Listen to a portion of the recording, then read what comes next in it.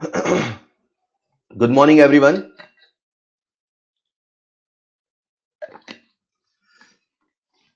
Good morning आप सभी को। A very very good morning. खुश रहो विजय बेटा। कैसे हैं आप सभी? कैसे हैं आप सभी? मस्त हैं, ऑलराइट। जहर हैं, परफेक्ट हैं, अच्छे हैं, फाइन है सर। मैं बिल्कुल ठीक हूं। हम तो ठीक है सर, आप बताइए। ओके। राधे राधे। चलिए तो हम लोग बात कर रहे थे केमिकल इक्विलिब्रियम की, है ना? और मुझे उम्मीद है कि आप सब होमवर्क कर रहे होंगे। तो जैसा कि आपको मैं हर दिन क्लास की स्टार्टिंग के पहले होमवर्क देता हूं, तो सबसे पहले मैं आपको होमवर्क दे दूं ताकि बाकी बच्चे आ जाएं। तब तक आपका जो नेक्स्ट क्लास का होमवर्क रहेगा, नेक्स्ट क्लास का जो होमवर्क रहेगा वो केमिकल इक्विलिब्रियम से सबसे पहले होमवर्क लिख लें बच्चों। सबसे पहले होमवर्क लिख लें। आपका होमवर्क रहेगा अप टू बिगनर बॉक्स 5।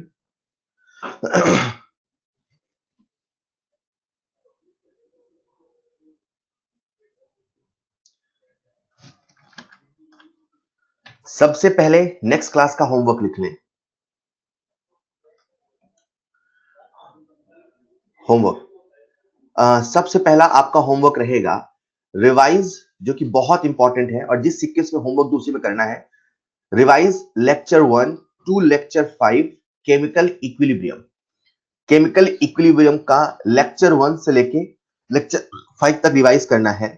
आपका दूसरा होमवर्क रहेगा मॉड्यूल से अप टू बिगिनर बॉक्स 5, है ना? जिन बच्चों का पहले हो चुका है उनके लिए कम है, जिनका नहीं हुआ वो कर लेंगे बिगिनर बॉक्स 5 तक। और इलस्ट्रेशन में आपका होमवर्क रहेगा up to illustration number 12 sorry. Illustration भी आपको सॉल्व करना है और इलस्ट्रेशन में आपका होमवर्क रहेगा इलस्ट्रेशन अप टू 12। ओके। उसी के साथ आपका जो चौथा होमवर्क रहेगा वो एक्सरसाइज 1 में से रहेगा। एक्सरसाइज 1 भी आपको सॉल्व करनी है और एक्सरसाइज 1 में आपको खत्म करना रहेगा up to 63। Up to 63 exercise 1 से आपका होमवर्क है अप टू 63। और फिफ्थ जो आपका होमवर्क रहेगा वो एक्सरसाइज 3 से रहेगा, एक्सरसाइज 3 कंप्लीट। उसमें कुछ सवाल ऐसे आएंगे बीच में जो आपसे नहीं बनेंगे, तो घबराना मत, आपको बस पढ़ना है। आपसे कुछ सवाल नहीं बनेंगे तो आपको परेशान नहीं होना है। आपको वो सारे सवाल अटेम्प्ट करना है। जब कल की क्लास होगी तो कल की क्लास के बाद आपका ही सारे सवाल बन जाएगा, है ना? मैं जैसा पहले कहा फिर कह रहा हूं, होमवर्क थोड़ा ज्यादा देता हूं ताकि आप अगर पूरा नहीं कर पाओ तो भी आप जितना कर लो उसमें आपका 100% हो जाए। मतलब मैं जो होमवर्क देता हूं ऐसा मान के चलो कि मोर देन 100% दे रहा हूं, तो आप इसका थोड़ा सा कम करोगे ना तो भी मेरा काम चल जाएगा, राइट? ऑलराइट। कुछ बच्चे कह रहे हैं एक्सरसाइज 2। बेटा सबसे पहले मैं एक्सरसाइज 1 कराता हूं, 3 कराता हूं, सबसे लास्ट में आपको मैं एक्सरसाइज 2 देता हूं। जो एक्सरसाइज 2 है बेटा वो एक अपना चेक के रूप में किया करो कि जब सब कुछ पढ़ लो, जब सब कुछ हो जाए तब लास्ट में एक्सरसाइज 2 करो। तो आप चेक करो कि अभी भी ऐसा कौन सा टॉपिक है जो मुझसे नहीं बन रहा है, तो उसे एज ए चेकिंग प्रोसेस में यूज करो एक्सरसाइज 2 को, ठीक है? तो एक्सरसाइज 2 में सबसे लास्ट में दूंगा। अभी फिलहाल आपका होमवर्क ये है। नेक्स्ट, आज, कल और परसों 3 दिन आपको जितना, मतलब मैं आपसे चाह रहा हूं कि पहले आपको मैं कुछ रिवीजन का होमवर्क देता हूं। अभी जो मैं अगले 3 दिन आपसे चाह रहा हूं उसे आप पूरी तरीके से डेडिकेट करें इक्विलिब्रियम के नाम। सारा सवाल सॉल्व करें, सारा मॉड्यूल सॉल्व करें, सारी थ्योरी पढ़ें, एनसीईआरटी एग्जाम्पलर सॉल्व करें, जो करना है वो करें। लेकिन मैं चाहता हूं कि अगले 3 दिन आप डेडिकेट करें इक्विलिब्रियम के नाम। कोई बच्चा इसे जल्दी जल्दी कर लेता है तो फिर आपको एनसीईआरटी एग्जाम्पलर करना है। अगर किसी बच्चे के पास रेस है तो रेस करना है, रेस नहीं है तो घबराएंगे नहीं। अगर किसी बच्चे के पास रेस है तभी रेस करे, नहीं तो घबराना नहीं है। क्लियर? तो ये अभी आपका होमवर्क रहेगा नेक्स्ट क्लास के लिए। चलिए, हम लोग बात कर रहे थे कल इक्विलिब्रियम में कुछ सवालों की, है ना? तो मैंने आपको, बेटा क्लास स्टार्ट कर रहे हैं और आज की क्लास बहुत बहुत इंपॉर्टेंट होने वाली है, ठीक है? तो कल हम लोग बात कर रहे थे डिग्री ऑफ डिसोसिएशन के बारे में, और degree of dissociation that is alpha पे हम कुछ सवाल कर रहे थे। तो उसी सवालों के सीक्वेंस में एक्चुअली कुछ और सवाल कल ही हो जाने थे, तो कल आपसे वो सारे सवाल बन जाते, है ना? वो फ्लो में कहते हैं ना कि मोमेंटम का जादू होता है कि सब कुछ हमसे उसी फ्लो में बन जाता है। तो क्योंकि एक ब्रेक लग गया है, कल क्लास खत्म हो चुकी थी, तो अभी अपन वो जो कल सवाल बचे थे उन्हीं को खत्म करते हैं, राइट? तो चलिए शुरू करते हैं हमारा वो सिलसिला जो कल थोड़ा सा छूट गया था।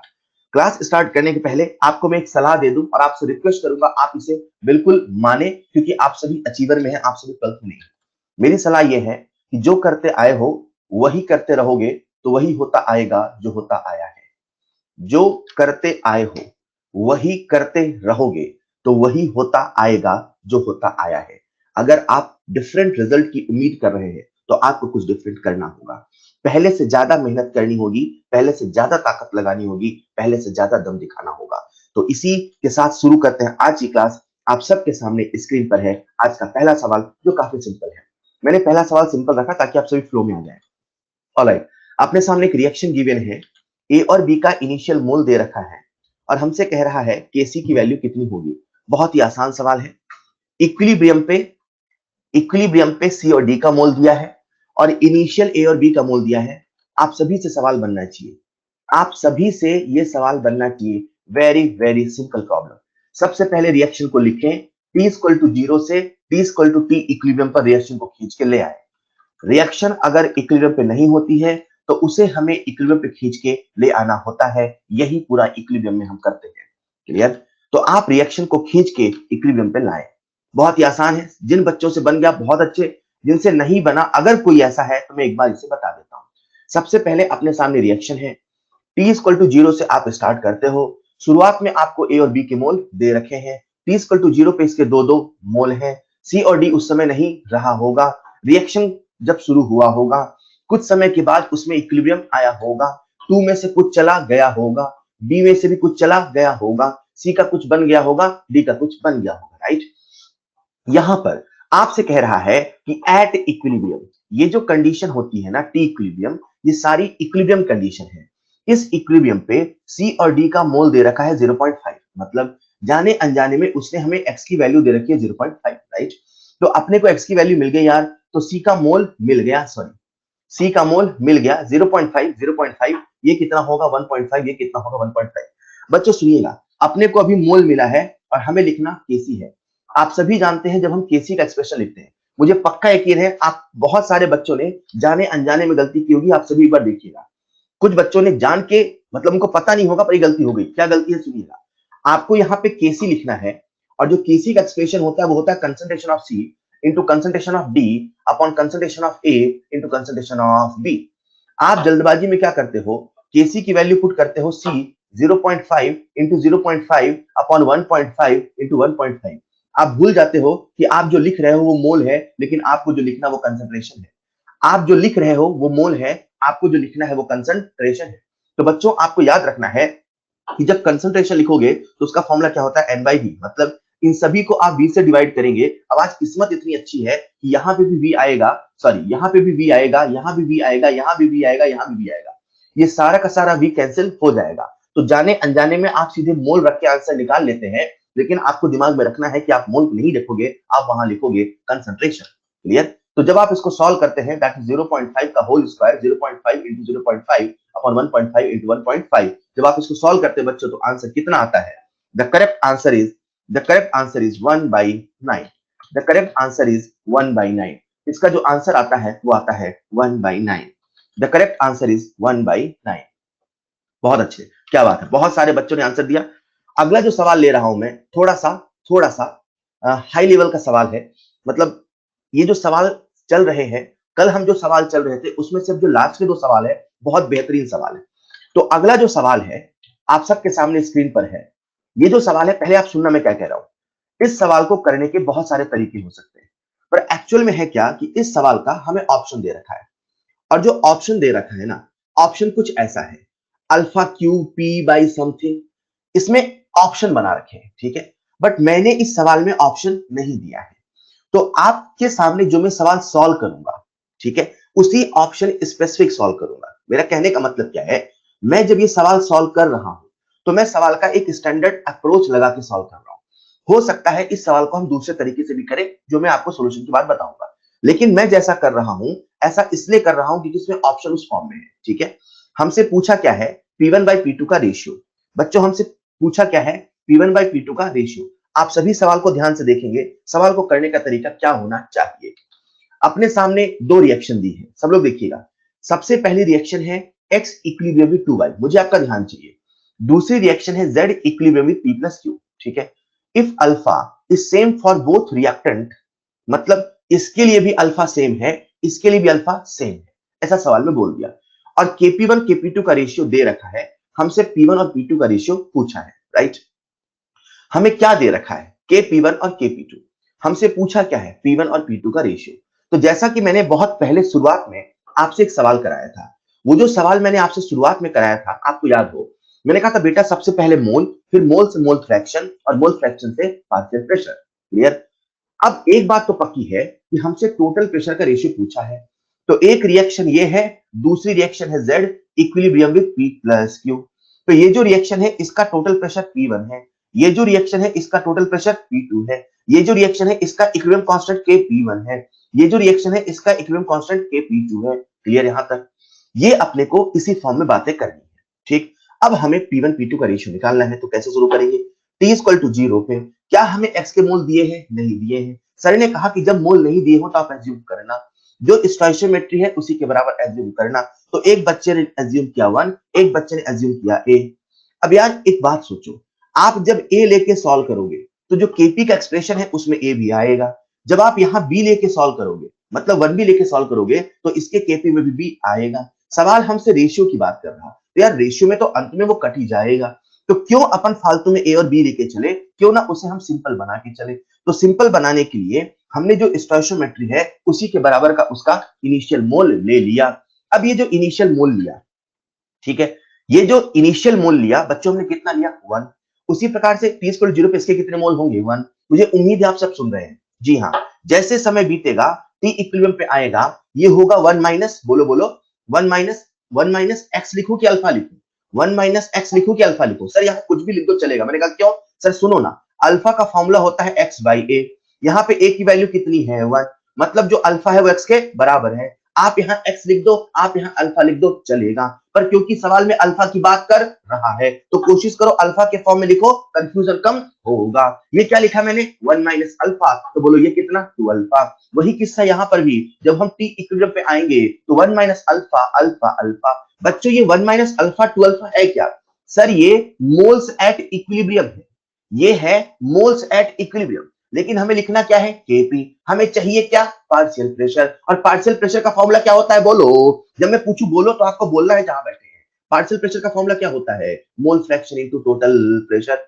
पार्शियल प्रेशर का फॉर्मूला क्या होता है, mole fraction into total pressure. अरे हाँ है ना, मतलब अपने को मोल फ्रैक्शन निकालना होगा।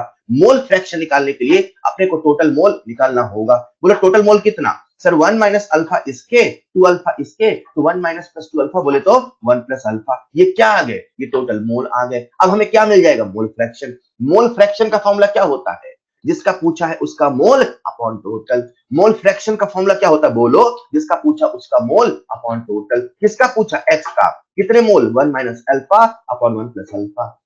कितने मोल, 2 अल्फा अपॉन 1 प्लस अल्फा। ये हमने क्या निकाल लिया, मोल फ्रैक्शन। मोल फ्रैक्शन क्यों निकाल रहे थे, ताकि निकल जाए पार्शियल प्रेशर। पार्शियल प्रेशर क्यों निकाल रहे थे, ताकि निकल जाए Kp। Kp क्यों निकाल रहे हैं, अरे सर सवाल में Kp का रेशियो दिया है तो Kp तो निकालना पड़ेगा ना यार। अच्छा ठीक है, तो यहां से अपन ने Kp की वैल्यू निकाल लेंगे। कैसे, इसे हम टोटल प्रेशर P1 से मल्टीप्लाई कर देते हैं। जैसे हमने टोटल प्रेशर P1 से मल्टीप्लाई कर दिया तो बच्चों ये हमारे सामने बन जाएगा, क्या बन जाएगा, पार्शियल प्रेशर। P1 क्या है, टोटल प्रेशर, हमने माना है इक्विलिब्रियम पर, राइट। अब आप जब इसका Kp का एक्सप्रेशन लिखेंगे बच्चों, तो कैसे लिखेंगे, 2 अल्फा अपॉन 1 प्लस अल्फा का whole square into P1 square upon 1 minus alpha upon 1 plus alpha into P1। ये मैंने पहली रिएक्शन के लिए Kp1 लिख लिया। ठीक इसी प्रकार से अब हम दूसरी रिएक्शन के लिए Kp2 लिखेंगे। तो चलो लिखते हैं, इस बार आपको बोलना है, आप सबको बोलना है अगर आप सीख रहे हैं तो। सुनो बच्चों, दूसरी रिएक्शन में आ चुके हैं हम। Initial mole 1, T equal to equilibrium पे बोलो 1 माइनस अल्फा अल्फा अल्फा। बोलो टोटल कितने मोल, बोलो टोटल कितने मोल, total mole 1 minus alpha plus alpha. Alpha alpha cancel हो जाएगा, टोटल मोल 1 प्लस अल्फा फिर से आएगा। अब हमें क्या निकालना है, मोल फ्रैक्शन। मोल फ्रैक्शन का फॉर्मूला बोलेंगे, फिर जिसका पूछा उसका मोल अपॉन टोटल मोल, जिसका पूछा उसका मोल अपॉन टोटल मोल। किसका पूछा, सर जेड का। कितने मोल है इक्विलिब्रियम पे, 1 minus alpha upon 1 plus alpha, alpha upon 1 plus alpha, alpha upon 1 plus alpha. ये क्या लिख लिया, मोल फ्रैक्शन। हमें क्या चाहिए, पार्शियल प्रेशर। किससे मल्टीप्लाई करना पड़ेगा, टोटल प्रेशर। कहां का, इक्विलिब्रियम का। सर क्यों इक्विलिब्रियम का, अरे मोल फ्रैक्शन भी तो इक्विलिब्रियम का है। पार्शियल प्रेशर भी तो इक्विलिब्रियम का चाहिए। पार्शियल प्रेशर इक्विलिब्रियम का क्यों चाहिए? अरे क्योंकि केपी में जो हम पार्शियल प्रेशर लिखते हैं वो इक्विलिब्रियम का ही तो लिखते हैं। तो इसको हम मल्टीप्लाई कर देते हैं टोटल प्रेशर P2 से, टोटल प्रेशर P2 से। ये हमने P2 से मल्टीप्लाई कर दिया, हमारे पास पार्शियल प्रेशर आ गया। बच्चों अब तो सवाल में कुछ ना बचा है, अब बोलो हमें क्या लिखना है? सर अब हम लिखेंगे Kp2। तो Kp2 देखो ना, ये है Z is in equilibrium P plus Q, मतलब partial pressure of P into partial pressure of Q upon partial pressure of Z। Partial pressure of P कितना? Alpha upon 1 plus alpha, alpha upon 1 plus alpha. अरे दोनों same है ना यार, तो square हो जाएगा क्या? अल्फा अपॉन 1 प्लस अल्फा का whole square into P2 square upon 1 minus alpha upon 1 plus alpha into P2। ये Kp1 है, ये Kp2 है। सवाल में आपको Kp1 अपॉन Kp2 दे रखा है। आप सभी Kp1 Kp2 की वैल्यू पुट करेंगे, इसे सिंप्लीफाई करेंगे और आप सभी लोग, मैं कह रहा हूं, मुझे P1 बाई P2 की वैल्यू बताएंगे। आपके सामने Kp1 Kp2 लिखा है, इसे फिट करेंगे, यहां पे पुट करेंगे और मुझे P1 बाई P2 का रेशियो निकाल के बताएंगे। आपके पास है पूरे 10 सेकंड।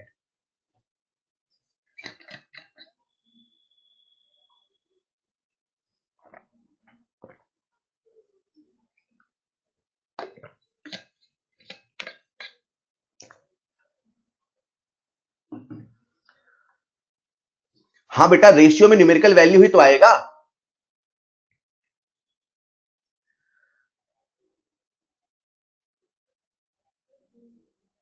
अभिषेक बेटा, ये सेम प्रोसेस मैं कई सवाल में कई बार रिपीट कर चुका हूं, इसमें धीरे बोलने की आवश्यकता ही नहीं है।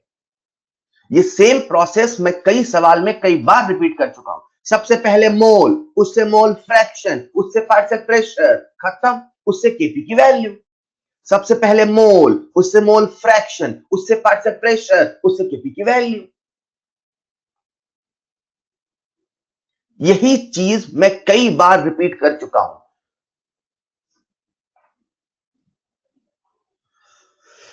अशरफ बेटा, अपने ब्राउजर को एक बार रिफ्रेश कर लीजिएगा। सुजीत एक बार फिर से देखो एक बार, मैं फिर से कह रहा हूं, सबसे पहले मोल, उससे मोल फ्रैक्शन, उससे मोल फ्रैक्शन, उससे पार्शियल प्रेशर। कहां अलग है? क्या आपको पार्शियल प्रेशर निकालना है? अरे यार, मोल फ्रैक्शन टोटल प्रेशर तो होता है। बहुत अच्छे, मैंने देखा लाइन से बच्चों ने सही आंसर दिया और आप सब बिल्कुल सही कर रहे हैं। इसका जो करेक्ट आंसर है, correct answer is 1/36। 1/36 is the correct answer. 1/36 is the correct answer. 1/36 is the correct answer. मुझे वैल्यू पुट करके तो नहीं बताना ना, मुझे वैल्यू पुट करके तो नहीं बताना ना बेटा। 1/36 इज द करेक्ट आंसर। क्या मैं वैल्यू पुट करके बताऊं? कुछ बच्चे कह रहे हैं हाँ सर वैल्यू पुट करके बता दीजिए। चलो ठीक है, बता देता हूं यार। देखो Kp1 कितना आया, एक बार देख लो, सब लोग कॉपी में लिख लो। एक बार 5 सेकंड और लगेंगे, सुनो ध्यान से। Kp1 कितना आया? 2 अल्फा पर 1 प्लस अल्फा का होल स्क्वायर। तो मैं Kp1 लिख रहा हूं इधर, देखो Kp1 लिख रहा हूं मैं बच्चों। Kp1 4 alpha square. हेलो, नीचे क्या था? नीचे क्या था? 1 प्लस अल्फा का होल स्क्वायर। तो नीचे भी 1 प्लस अल्फा है, यहां भी 1 प्लस अल्फा है।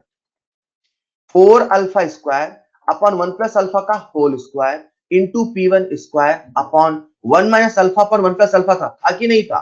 एक 1 प्लस अल्फा से एक 1 प्लस अल्फा कट जाएगा, सिंप्लीफाई होके 4 alpha square upon 1 plus alpha into 1 minus alpha.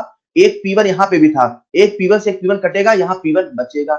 आप सबने बचपन में पढ़ा है a plus B into A minus B बराबर A square minus B square. 1 plus alpha 1 minus alpha क्या होगा? 4 alpha square upon 1 minus alpha square into P1। ये Kp1 है। ऐसे ही Kp2 लिख लो ना यार। Kp2 का एक्सप्रेशन क्या आया? अल्फा अपॉन 1 प्लस अल्फा का होल स्क्वायर। मतलब फिर वही कहानी, 1 प्लस अल्फा एक यहां है, 1 प्लस अल्फा एक यहां है, तो एक 1 प्लस अल्फा से एक 1 प्लस अल्फा कट जाएगा, 1 प्लस अल्फा एक नीचे बच जाएगा, 1 माइनस अल्फा 1 प्लस अल्फा। अरे जिनको वैल्यू रख के बताना था, समझ में आ रहा है क्या? तो मैं इसे सिंप्लीफाई कर देता हूं, alpha square into P2 upon फिर से वही 1 minus alpha square. Kp1 Kp2 रख दोगे तो 4 alpha square upon 1 minus alpha square into P1 upon alpha square into P2 upon 1 minus alpha square cancel होगा। आपके सामने रेशियो दे रखा है P1 बाई P2। अब तो आ जाएगा बेटा यार, अब तो आ जाएगा, सभी का आ जाएगा। P1 by P2 equal to 1/36 correct answer. P1 by P2। बहुत अच्छे, बहुत अच्छे। अगर आप सब ये सवाल जो सीख गए, मैंने इस सवाल को जानबूझ के ऐसे कराया, ठीक है। तो जब आप मॉड्यूल सॉल्व करेंगे वहां आपको एक सवाल मिलेगा, उसमें जो ऑप्शंस है वो अल्फा के फॉर्म में लिखा मिलेगा। तो मेरी आपको सलाह है, हिदायत है कि आप इसी पूरे मेथड से सॉल्व करेंगे। मैंने ये क्यों कहा, जब मैं डिस्कशन करूंगा मैं आपको याद दिलाऊंगा, बेटा याद करो मैंने आपसे ऐसा करने को कहा था। क्या? सबसे पहले मोल, फिर उससे मोल फ्रैक्शन, फिर उससे पार्शियल प्रेशर, फिर उससे केपी का एक्सप्रेशन। एक बार बोलेंगे, बोलेंगे। सबसे पहले मोल, फिर उससे मोल फ्रैक्शन, सबसे पहले मोल, फिर उससे मोल फ्रैक्शन, फिर उससे पार्शियल प्रेशर और फिर उससे केपी का एक्सप्रेशन। बेटा अगर आप स्टार्टिंग में P1 और P2 लेके चलोगे, एक बार लेके चलो। एक बच्चा मुझसे कह रहा है, हर्षित, कि सर अगर हम स्टार्टिंग में P1 P2 लेके चले, बेटा आप लेके सॉल्व करो लेके, देखो क्या दिक्कत आती है। एक बार लेके सॉल्व करो, एक बार आप लेके सॉल्व करें, समझ में आएगा हमें क्या करना है। सोचो मत, उसे करके देखो। तो हर्षित क्लास के बाद आप इसे सॉल्व करना, फिर मुझे बताना। ऑलराइट, चलिए ये सवाल आपके सबके सामने था जिसमें हमने एक मेथड से सॉल्व किया। इसी के साथ आप सबके सामने स्क्रीन पे अगला सवाल। अगला सवाल बहुत अच्छा सवाल है, ठीक है। इसके माध्यम से आपको मैं कंसेप्ट बताऊंगा, सबसे पहले आप सभी इसे अटेम्प्ट करेंगे।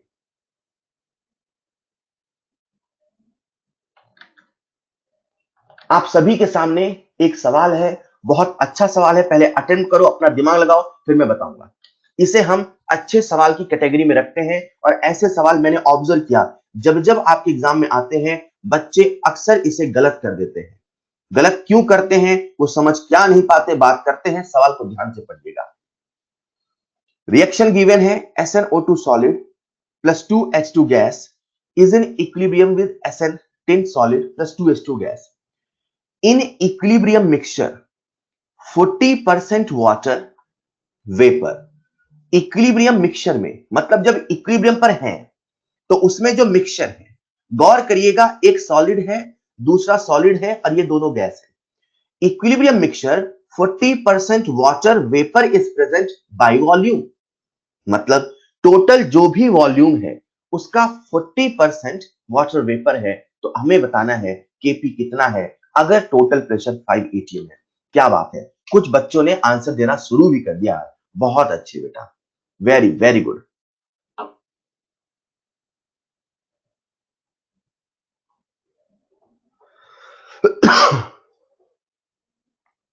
एग्जैक्टली हर्षित, आप समझ गए। इसीलिए इन सवालों के लिए एक स्टैंडर्ड मेथड बताया जाता है, तो वैसे ही सवाल को करना है। ऑलराइट, आप सभी के सामने स्क्रीन पे एक सवाल है, सभी लोग सवाल को समझें। होता क्या है, जब आपके सामने कोई सवाल होता है तो उसमें कोई एक वर्ड नहीं समझ में आता है। जैसे आप में से बहुत सारे बच्चे इसी वर्ड का मतलब नहीं समझ होंगे। Sir 40% water vapour by volume का मतलब क्या है? 40% वाटर वेपर बाय वॉल्यूम का मतलब क्या है? तो उसे 2 बार 3 बार पढ़ के तसल्ली से फील करो, कुछ सोचो, कुछ रिलेट करो जो आपको पता है। बाय वॉल्यूम मतलब टोटल जितना वॉल्यूम है ना उसका 40%, मतलब इक्विलिब्रियम पे जो वॉल्यूम होना चाहिए उसका 40%। गौर करिएगा, इसमें एक रिएक्टेंट और एक प्रोडक्ट सॉलिड है, और जब हम केपी का एक्सप्रेशन लिखेंगे तो हमें सॉलिड के पार्शियल प्रेशर से मतलब नहीं है, उसका जो एक्टिव मास होता है वो 1 होता है। क्लियर? तो अपने को इस चीज का ध्यान रखते हुए इस सवाल को सॉल्व करना है। बेहद ही आसान सवाल। क्या बात है, मैं देख रहा हूं बहुत सारे बच्चों ने आंसर दिया। जो बच्चे नहीं सोच पा रहे हैं उनको मैं हिंट नंबर 1 दे रहा हूं ताकि आप सभी कुछ तो करें। Hint number 1, 40% by volume. 40% by volume का मतलब है 40% बाय मोल। सर ये कैसे? अरे पीवी बराबर एनआरटी होता है, पी भी एन के प्रोपोर्शनल होता है, वी भी एन के प्रोपोर्शनल होता है। अगर कोई 40% बाय वॉल्यूम है इसका मतलब वो 40% बाय मोल है, मतलब टोटल जितना मोल है 40% अकेला वाटर वेपर है। सोचो, टोटल जितना मोल है 40% अकेला वाटर वेपर है। जब कभी सवाल में, इसे रूल बना ले बच्चों, जब कभी सवाल में बाय वॉल्यूम बोलेगा, जब कभी सवाल में बाय वॉल्यूम बोलेगा आप समझ जाएंगे वही बाई मोल भी है, वही बाई मोल भी है। 40% बाई वॉल्यूम बोलने का मतलब है 40% बाई मोल। हेलो, अरे मैंने आपको फ्रैक्शन बताया था बच्चों, आपका ध्यान चाहिए। मैंने कहा था फ्रैक्शन, मैंने जब आपको फ्रैक्शन पढ़ाया था तो मैंने ऐसे एग्जांपल लिया था, मुझे अच्छे से याद है। जब मैंने आप लोगों को फ्रैक्शन पढ़ाया था, मैंने एग्जांपल लिया था, बेटा मान लो एक क्लास है, उसमें बॉयज है 60, गर्ल्स है 40, बताओ what is the fraction of boys, बताओ what is the fraction of boys. तो आप सब ने कहा था सर 60/100। ये जो फ्रैक्शन होता है दैट इज 60/100, ये जो फ्रैक्शन होता है दैट इज 60/100, जब इसको हम 100 से मल्टीप्लाई कर देते हैं तो बच्चों यही तो परसेंट होता है। तो मैंने आपको मोल कंसेप्ट में जब फ्रैक्शन की बात बताई थी तो मैंने कहा था फ्रैक्शन इंटू 100 कर दो वो परसेंट होता है, फ्रैक्शन इंटू 100 कर दो वो परसेंट होता है, फ्रैक्शन इंटू 100 कर दो वो परसेंट होता है। अच्छा, सवाल में 40% बाई वॉल्यूम बोला है, इसका मतलब ये 40% बाई मोल है, इसका मतलब हम मोल फ्रैक्शन निकल जाएगा। क्यों? अरे सर ने कहा था फ्रैक्शन इंटू 100% होता है, तो कहने का मतलब है मोल फ्रैक्शन, क्योंकि मोल की बात हो रही, मोल फ्रैक्शन इंटू 100 बराबर मोल परसेंट। मोल परसेंट कितना? 40, 40/100 कितना बच्चों? 0.4। अरे मोल फ्रैक्शन आ गया 0.4। अरे सवाल खत्म हो गया। क्या बात कर रहे हो सर? जी हाँ, सवाल खत्म हो गया। SnO2 solid plus 2H2 gas is in equilibrium with Sn solid plus 2H2O gas. जिन बच्चों से सवाल नहीं बना या जिनका पेन नहीं चल रहा वो ध्यान से देखेंगे, वो ध्यान से देखेंगे। I will not repeat again. Chat box में टाइप नहीं करना है, समय समाप्त। मैं कुछ डिस्कस कर रहा हूं उसे लिसन। अगर 40% बाय वॉल्यूम है, ये कहने का मतलब 40% बाय मोल है। इमेजिन करिए एक कंटेनर के अंदर रिएक्शन हो रही है, इमेजिन करिए एक जगह रिएक्शन हो रही है, ठीक है। अभिषेक बेटा सुनो जो मैं कह रहा हूं, आंसर देने बिजी नहीं रहे। कुछ बच्चे लिख रहे हैं सर वॉइस क्लियर नहीं आ रही, वीडियो क्लियर नहीं आ रही। बेटा अपने ब्राउजर को रिफ्रेश करो। यशवंत बेटा क्या दिक्कत आ रही? ब्राउजर को रिफ्रेश करें,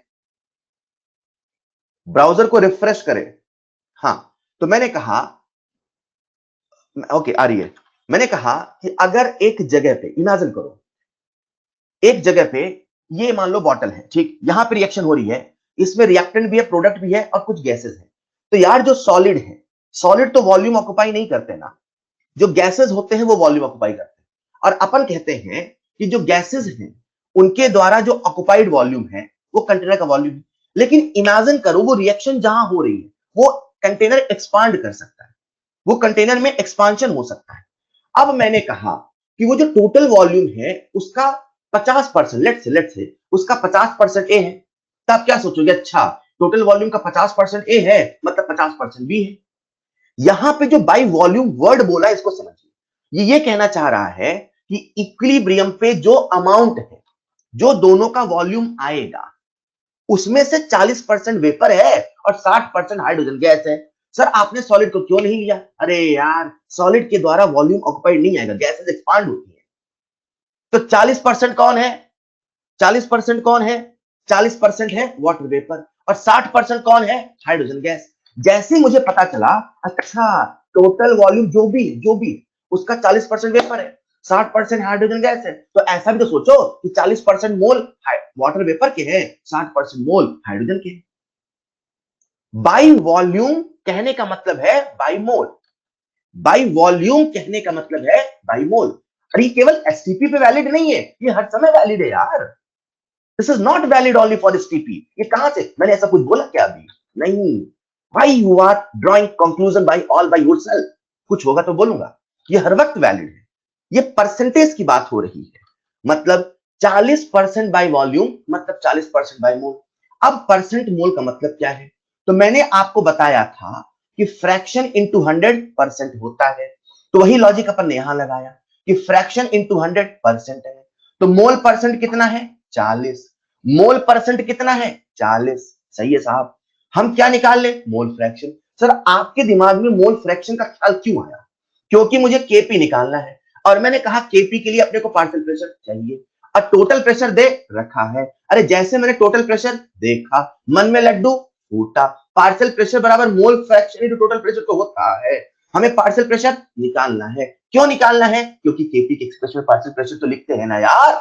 अरे हाँ सर, मतलब मोल फ्रैक्शन निकाल लें, मोल परसेंट पता चल गया है, चलो मोल फ्रैक्शन निकाल लेते हैं। मोल फ्रैक्शन 0.4 आ गया है। अरे सवाल खत्म हो गया है। इसका कितना मोल फ्रैक्शन एट इक्विलिब्रियम? बच्चों सुनिएगा, मुझे हाइड्रोजन के, मुझे वाटर वेपर के मोल फ्रैक्शन पता चल गए। सर अभी तो हमें केवल वाटर वेपर के पता चले हैं। अरे यार, आपको ये भी तो पता है कि मोल फ्रैक्शन का जो एडिशन होता है वो 1 होता है।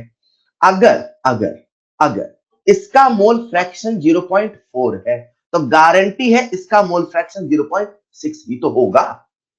सर आप सॉलिड की बात क्यों नहीं कर रहे हो? केपी केसी के एक्सप्रेशन में सॉलिड लिक्विड का एक्टिव मास 1 लिखा जाएगा, हमें उससे मतलब नहीं है। इन दोनों के फॉर्म में ही केपी होगा, इन दोनों के फॉर्म में ही बातें हो रही हैं। तो इसके कितने मोल फ्रैक्शन हो गए? 0.4। इसके कितने मोल फ्रैक्शन हो गए? 0.6। एक बच्चा काल्पनिक मुझसे पूछता है, सर इसके 0.6 से तो 2 से मल्टीप्लाई नहीं करें, सर इसके 0.4 2 से मल्टीप्लाई नहीं करें। अरे बेटा, ये मोल फ्रैक्शन है। ये कुछ ऐसा है कि इक्विलिब्रियम पर हाइड्रोजन के इतने मोल फ्रैक्शन है, तो वो है, वो सब कुछ मल्टीप्लाई करके बताया ना। वो तो जब हम लोग t इक्वल टू 0 से t इक्वल टू इक्विलिब्रियम पे लाते हैं, हमें नहीं पता होता वैल्यू x और y के फॉर्म में, तो हम मल्टीप्लाई करके चलते हैं। ऐसा समझो ना कि इक्विलिब्रियम पे अगर इसके मोल जो भी थे, मतलब ये मान लो ऐसा था a माइनस 2x, तो ये a माइनस 2x की वैल्यू दे रखी है। इसकी इसकी वैल्यू अगर होती, मान लो वेपर की वैल्यू होती 2x अपॉन टोटल मोल, तो ये टोटल वैल्यू दे रखी है। आपको यहां पे 2 से मल्टीप्लाई करने की आवश्यकता नहीं है, क्योंकि ये जो दे रखा है वो मोल फ्रैक्शन दे रखा है। अब हमें मोल फ्रैक्शन मिल गया है। मोल फ्रैक्शन जैसे मिल गया तो देखो ना, if total pressure at equilibrium is 5 atm, equilibrium का टोटल प्रेशर हमें दे रखा है, तो जैसे ही इनटू पी टोटल कर देंगे, क्या हमें पार्शियल प्रेशर मिल जाएगा? अरे हाँ, पार्शियल प्रेशर मिल जाएगा। तो बेटा, total pressure into mole fraction, मतलब 5 इंटू 0.6, 5 इंटू 0.4, ये हमें मिल गया पार्शियल प्रेशर। क्या मिल गया? Partial pressure. तो इसका कितना पार्शियल प्रेशर? 3। इसका कितना पार्शियल प्रेशर? 2। हेलो, अरे पार्शियल प्रेशर मिल गया तो क्या अपन केपी लिख लेंगे? सर आप तो दौड़ते हुए लिख लेंगे। तो केपी का एक्सप्रेशन क्या होगा? सुनिएगा, पार्शियल प्रेशर ऑफ H2O की power 2 upon partial pressure of H2 की पावर 2। सर 2 क्यों लगाया? स्टोइचियोमेट्री है ना। वैल्यू पुट करो, सॉल्व करो, वैल्यू पुट करो, सॉल्व करो, वैल्यू पुट करो, सॉल्व करो, सभी बच्चे मुझे सही आंसर देंगे। वैल्यू पुट करिए और सॉल्व करिए, सभी बच्चे मुझे सही आंसर देंगे। And the correct answer is, क्या बात है, बहुत बढ़िया। And the correct answer is 4/9। And the correct answer is 4/9। इस सवाल में मुझे आपको सिखाना था, इस सवाल का जो कंक्लूजन है, क्या है कंक्लूजन? इस सवाल का जो कंक्लूजन है, आपको याद रखना है, अगर कभी किसी सवाल में बोलता है percent by volume, percent by volume, तो आप उसे मान लेंगे परसेंट बाय मोल, आप उसे मान लेंगे percent by mole, percent by mole मान लोगे, फिर वहां से आप मोल फ्रैक्शन निकाल लोगे। क्यों? तो दूसरा कंक्लूजन है मोल फ्रैक्शन, जो आपको पहले बताया था, मोल फ्रैक्शन इनटू 100 बराबर मोल परसेंट, मोल फ्रैक्शन इनटू 100 बराबर मोल परसेंट। ठीक है, तो बहुत बहुत अच्छे सवाल इसमें बनते हैं। बस बच्चा इसी को नहीं समझ पाता कि सर 40% बाय वॉल्यूम का मतलब क्या है। 40% बाय वॉल्यूम, 40% बाय वॉल्यूम बोला, इसका मतलब 40% बाय मोल बोला।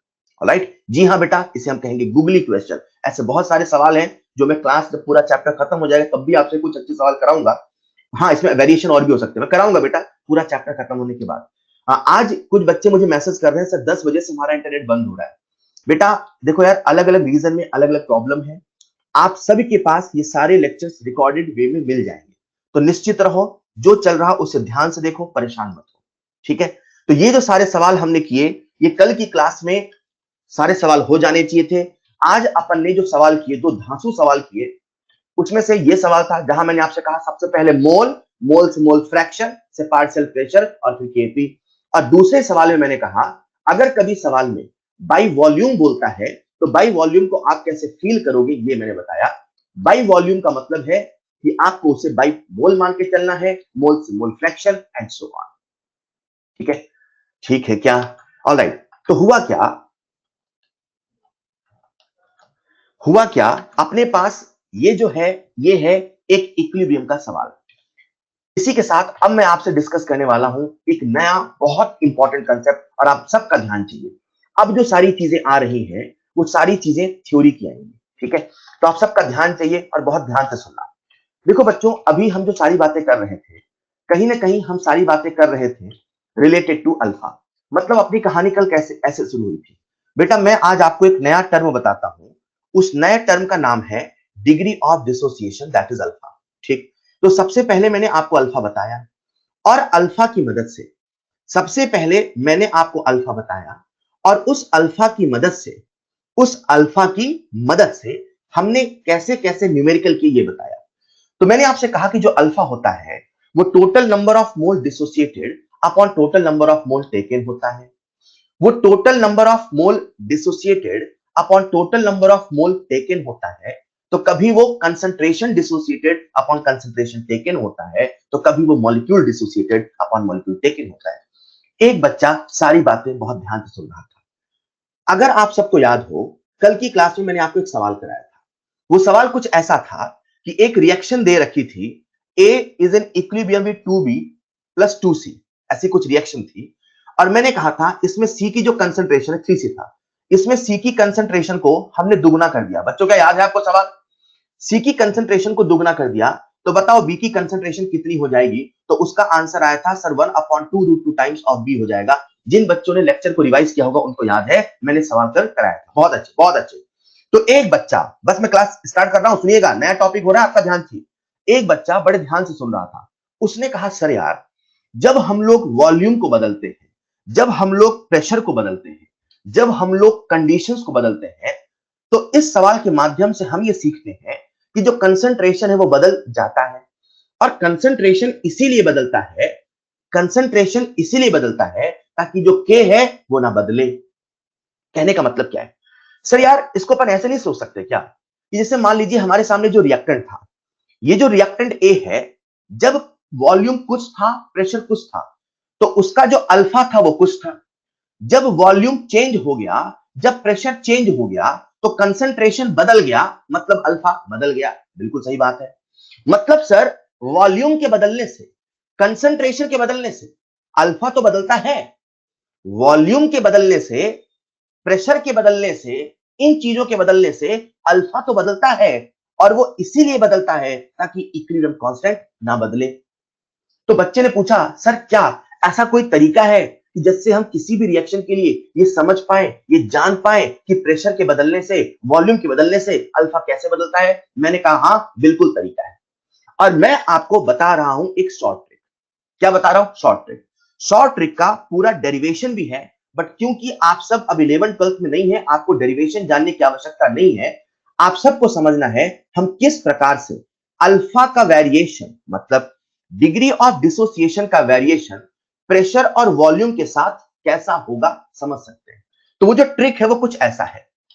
तो अल्फा होता है, alpha is proportional to v की पावर, ध्यान से सुनिएगा, alpha is proportional to v की power delta NG upon upon NP होता है।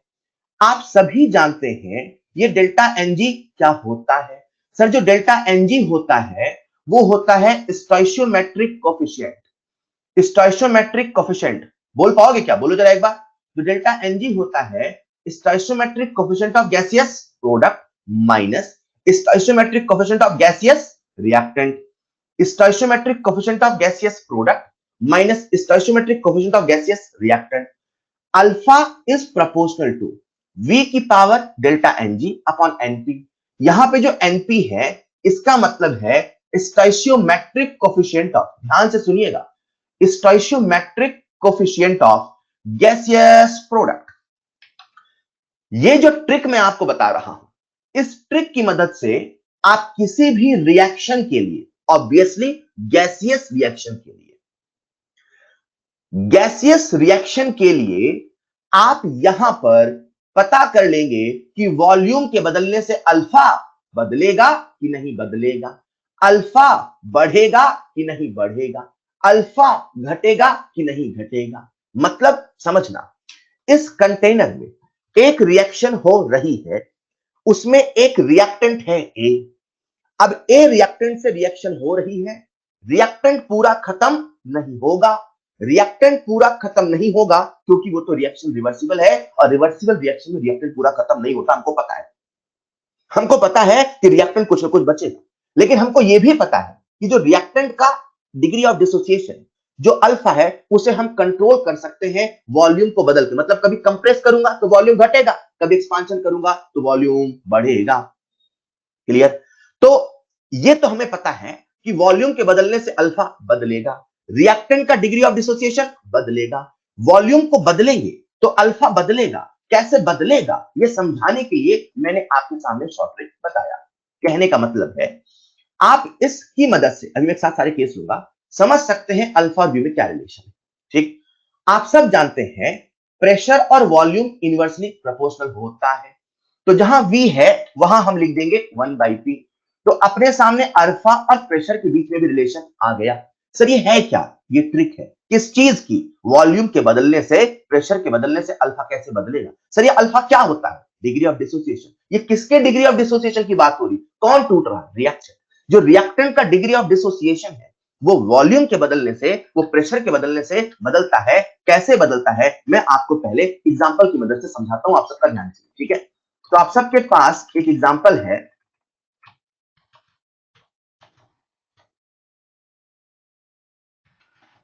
आप सबके पास एग्जांपल है, सुनिएगा ध्यान से। मैं एक बार यहां फॉर्मूला फिर से लिख देता हूं, एक बार बोलना जरा वॉल्यूम वाला फॉर्मूला। अल्फा प्रोपोर्शनल टू, बोलो बोलो, वी की पावर, बोलो बोलो, अल्फा प्रोपोर्शनल टू वी की पावर, बोलिएगा, डेल्टा एनजी अपॉन एनपी। ये एनपी क्या है? Sir स्टोइशियोमेट्रिक coefficient of, स्टोइशियोमेट्रिक coefficient of, स्टोइशियोमेट्रिक coefficient of gaseous product. मुझे बताओ V के बाद P का फॉर्मूला क्या था? सर P का फॉर्मूला था अल्फा प्रोपोर्शनल टू 1/P की power delta NG upon NP. V 1/P। इसे एक एक करके देखते हैं, राइट? एक बच्चा, यार इसमें क्या होता है, फ्लो टूट जाता है। लगातार दक्ष लिख रहा है, सर वॉइस नहीं आ रही, सर लेक्चर मिस हो रहा है, सर वॉइस, मुझे पता है आपकी टेंशन क्या है, बट दक्ष बेटा ये केवल आपकी दिक्कत है, ये केवल आपकी प्रॉब्लम आ रही है। आप जब बार बार मैसेज लिखते हो ना, मैसेज पढ़ता हूं तो मेरा ध्यान डाइवर्ट होता है। अगर एक साथ कई सारे बच्चे मैसेज लिखते हैं तो मैं उसे क्लियर कर देता, हाँ सभी बोल रहे हैं सर क्लियर है, 2-3 बच्चों का होगा, उसे आप रिफ्रेश कर लो, यहां से प्रॉब्लम नहीं है दक्ष, राइट? परेशान मत हो, आप उसे रिफ्रेश करो। चलिए सुनिएगा, तो फिर मैंने कहा कि अपने सामने अल्फा का एक ट्रिक आ गया। बच्चों ध्यान से सुनना, मैं कह रहा हूं। अब एक एक केस लेके समझते हैं। हम सबको पता है कि डेल्टा एनजी के 3 केस होंगे, या तो डेल्टा एनजी 0 होगा, या तो डेल्टा एनजी ग्रेटर देन 0 होगा, या तो डेल्टा एनजी लेस देन 0 होगा। डेल्टा एनजी 0 का भी अपने पास एक रिएक्शन है, डेल्टा एनजी ग्रेटर देन 0 का भी रिएक्शन है, डेल्टा एनजी लेस देन 0 का भी रिएक्शन है। बच्चों सुनिएगा ध्यान से, जो अल्फा है, लिसन केयरफुली, जो अल्फा है वो प्रोपोर्शनल है वी के power delta NG upon NP. सबसे पहले आते हैं अपन वॉल्यूम वाले फैक्टर पे। तो जब किसी रिएक्शन के लिए डेल्टा एनजी की वैल्यू 0 है, जब किसी रिएक्शन के लिए डेल्टा एनजी की वैल्यू 0 है, तो अल्फा प्रोपोर्शनल टू वी की पावर 0 अपॉन समथिंग, मतलब वी की पावर 0, मतलब अल्फा और किसी चीज की पावर 0 क्या होता है? 1। इसका मतलब जो अल्फा है वो कैसा हो गया? एक कांस्टेंट हो गया। मतलब अगर ऐसी रिएक्शन जिसका डेल्टा एनजी 0 है, उसका आप वॉल्यूम बढ़ाओ या वॉल्यूम घटाओ, डिग्री ऑफ डिसोसिएशन नहीं बदलेगा। मतलब एक कंटेनर में H2 प्लस I2 के बीच में इक्विलिब्रियम आ चुकी है। H2 के आपने कुछ मोल लिए थे, I2 के आपने कुछ मोल लिए थे, इन दोनों में से कुछ कुछ टूट गया था, कुछ कुछ बच गया था। आपने कंटेनर का वॉल्यूम बदल दिया, कभी कंप्रेस करके घटा दिया तो कभी एक्सपांशन करके बढ़ा दिया। जब वॉल्यूम को बदलोगे, जब वॉल्यूम को बदलोगे, अगर उस रिएक्शन का डेल्टा एनजी 0 है तो डिसोसिएशन मतलब अल्फा में कोई चेंज नहीं आएगा। ये कहने का मतलब है कि जितना रिएक्टेंट था उतना ही टूटा रहेगा और नहीं टूटेगा। लेट्स से H2 के 5 मोल थे, ये जो A है ना, और सिंपल ले लें, H2 के 5 मोल थे, I2 के भी 5 मोल थे, 5 में से 2 मोल टूट गए थे, 5 में से 2 मोल टूट गए थे, यहां पर भी 5 में से 2 मोल टूट गए थे, तो 5 में से 2 चले गए, 3 मोल बच गए ना यार। हाँ साहब, अगर रिएक्शन का डेल्टा एनजी 0 है तो आपने वॉल्यूम को घटाया या वॉल्यूम को बढ़ाया, उसका अल्फा नहीं बदलेगा, मतलब इक्विलिब्रियम पे आपके दोनों के 3-3 मोल ही मिलने वाले हैं। ठीक है, ठीक उसी प्रकार से मान लीजिए कोई रिएक्शन ऐसी होती, मान लीजिए कोई रिएक्शन ऐसी होती जिसका डेल्टा एनजी ग्रेटर देन 0 है। बच्चों समझिएगा, डेल्टा एनजी ग्रेटर देन 0 है, ये कहने का मतलब है डेल्टा एनजी पॉजिटिव है। जैसे PCl5 is in equilibrium with PCl3 plus Cl2। जब हम इसका डेल्टा एनजी निकालेंगे, क्या निकालेंगे? Delta NG. तो 1 + 1 2, 2 - 1 1, डेल्टा एनजी कितना बच्चों? 1। डेल्टा एनजी की वैल्यू कैसी है? पॉजिटिव। अब आपको मैंने अल्फा और वी में एक रिलेशन बताया था, अल्फा प्रोपोर्शनल टू वी की पावर, बोलो बोलो, बोलते बोलते याद होगा, अल्फा प्रोपोर्शनल टू वी की power delta NG upon NP. NP का मतलब stoichiometric coefficient of gaseous product, NP का मतलब stoichiometric coefficient of gaseous product. बच्चों कितना है? 2। मतलब आपके दिमाग में सेट हो कि जो अल्फा है वी के प्रोपोर्शनल है, अगर डेल्टा एनजी पॉजिटिव है, अगर डेल्टा एनजी पॉजिटिव है तो वी बढ़ेगा। आपसे पूछ रहा हूं मैं, आज जितना बोलेगे उतना मजा आएगा। वी बढ़ेगा तो अल्फा बढ़ेगा, वी बढ़ेगा तो अल्फा बढ़ेगा, वी घटेगा तो अल्फा घटेगा। हमने एक ऐसी रिएक्शन जिसका डेल्टा एनजी पॉजिटिव था के केस में वॉल्यूम को बढ़ाया। अच्छा, डेल्टा एनजी पॉजिटिव है मतलब अल्फा प्रोपोर्शनल टू वी है, तो डेल्टा एनजी पॉजिटिव मतलब वी बढ़ेगा तो अल्फा बढ़ेगा, अल्फा बढ़ेगा। लिसन केयरफुली, अल्फा बढ़ेगा कहने का मतलब क्या है?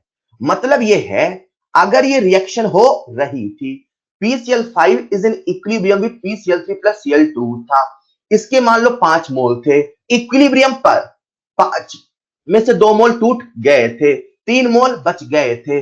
आपने अचानक से, इसके जीवन में इक्विलिब्रियम आ गया, आपने अचानक से वॉल्यूम को बढ़ा दिया। जैसे ही वॉल्यूम को बढ़ाओगे, जैसे ही वॉल्यूम को बढ़ाएंगे तो ये हमारा लॉजिक कहता है कि अल्फा बढ़ जाएगा। मतलब अगर इक्विलिब्रियम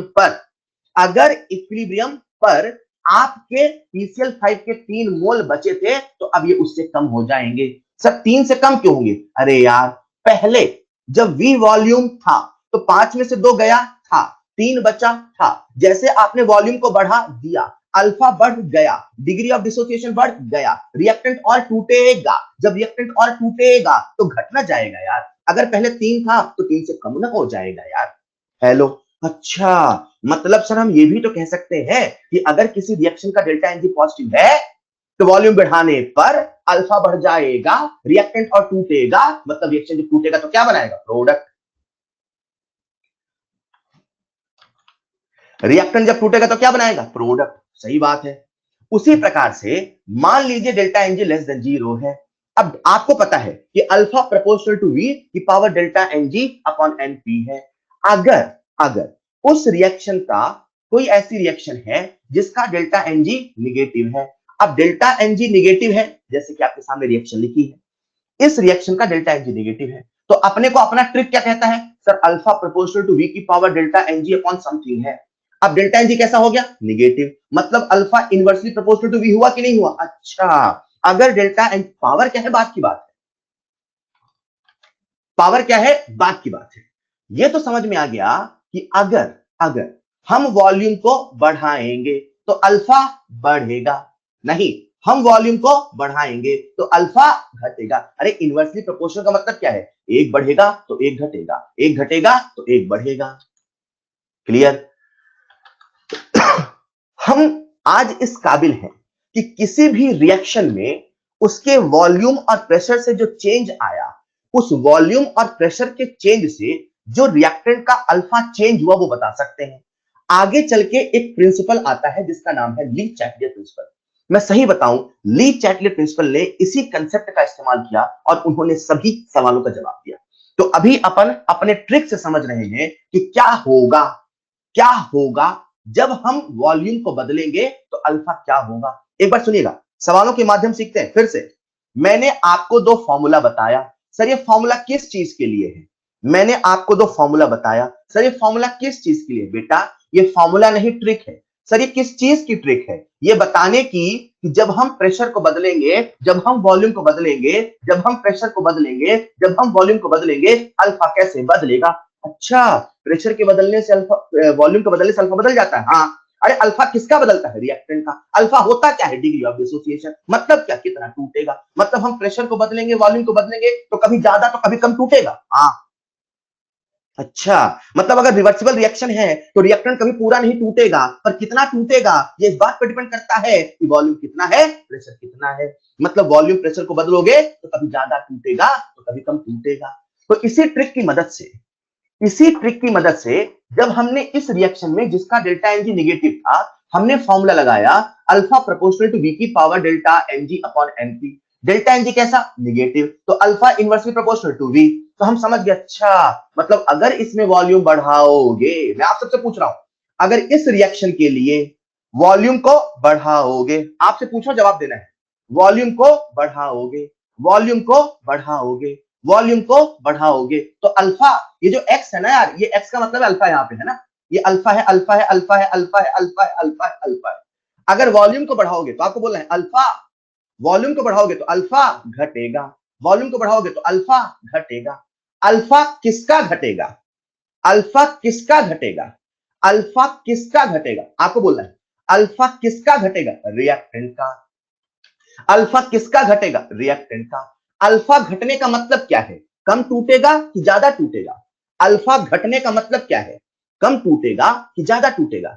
अल्फा घटने का मतलब क्या है? कम टूटेगा कि ज्यादा टूटेगा? सर अल्फा घट गया मतलब डिग्री ऑफ डिसोसिएशन घट गया, मतलब कम टूटेगा। कम कौन टूटेगा? कम कौन टूटेगा? Sir reactant. तो जब रिएक्टेंट कम टूटेगा, जब रिएक्टेंट कम टूटेगा तो प्रोडक्ट ज्यादा बनेगा कि प्रोडक्ट कम बनेगा? जब रिएक्टेंट कम टूटेगा तो प्रोडक्ट ज्यादा बनेगा कि कम बनेगा? सर प्रोडक्ट कम बनेगा। प्रोडक्ट कम बनेगा तो अब ये बता दो कि रिएक्शन बैकवर्ड शिफ्ट होने की टेंडेंसी है कि फॉरवर्ड शिफ्ट होने की टेंडेंसी है? रिएक्शन बैकवर्ड शिफ्ट होने की टेंडेंसी है कि फॉरवर्ड शिफ्ट? क्या बात है, लाइन से आप सबने सही जवाब दिया। मतलब आप समझ गया, अच्छा वॉल्यूम के बदलने से, प्रेशर के बदलने से अल्फा बदलता है। कैसे बदलता है? सर ने बढ़िया सी एक ट्रिक बताई, इस ट्रिक से फटाफट आंसर आता है, इस ट्रिक से फटाफट आंसर आता है। चलो अभी तो हमने बात कर ली, अभी तो हमने बात कर ली वॉल्यूम के बदलने से।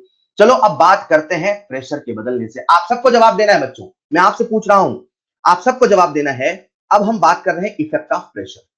सर प्रेशर का इफेक्ट कहां पड़ रहे हैं? प्रेशर का इफेक्ट पड़ रहे हैं अल्फा में। सर किसके अल्फा में? रिएक्टेंट में।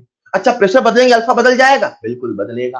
कैसे बदलेगा? बेटा ये ट्रिक लगाओ ना। अच्छा, alpha is inversely proportional to P होता है कि power delta NG upon NP होता है। रिएक्शन में डेल्टा एनजी कभी जीरो होगा, कभी पॉजिटिव होगा, कभी निगेटिव होगा। रिएक्शन का डेल्टा एनजी बदलेगा, रिएक्शन का डेल्टा एनजी बदलेगा तो प्रेशर के बदलने से अल्फा के बदलने का तरीका भी बदलेगा। रिएक्शन का डेल्टा एनजी बदलेगा तो प्रेशर के बदलने से अल्फा बदलने का तरीका भी बदलेगा। मतलब रूल ये नहीं कि प्रेशर बढ़ाने से हमेशा बढ़ेगा, रूल ये नहीं कि वॉल्यूम बढ़ाने से हमेशा बढ़ेगा, रूल ये नहीं कि वॉल्यूम घटाने से घटेगा। रूल ये है अल्फा प्रोपोर्शनल टू वी की power delta NG upon NP, alpha proportional to 1 by P की power delta NG upon NP. इससे जो आएगा वो होगा। मतलब अगर कोई रिएक्शन जिसका डेल्टा एनजी जीरो है, डेल्टा एनजी कितना है? जीरो है। अगर डेल्टा एनजी जीरो है तो 1 बाई पी की पावर जीरो है, मतलब अल्फा पी पर डिपेंड नहीं करता है। मतलब चाहे प्रेशर को बढ़ाओ, चाहे प्रेशर को बढ़ाओ, चाहे प्रेशर को घटाओ, अल्फा में कोई चेंज नहीं आएगा। रिएक्टेंट और नहीं टूटेगा, न फॉरवर्ड न बैकवर्ड जाएगा, जैसा था वैसा ही रह जाएगा अगर डेल्टा एनजी जीरो है, अगर डेल्टा एनजी जीरो है। अच्छा मान लो किसी रिएक्शन का delta NG greater than zero है, delta NG greater than zero है। सर अपने को याद है जो अल्फा होता है ना वो पी के इनवर्सली प्रोपोर्शनल होता है। मतलब पी ज्यादा तो अल्फा कम, पी ज्यादा तो अल्फा कम, पी कम तो अल्फा ज्यादा। हमने प्रेशर को क्या किया इस केस में? बढ़ाया।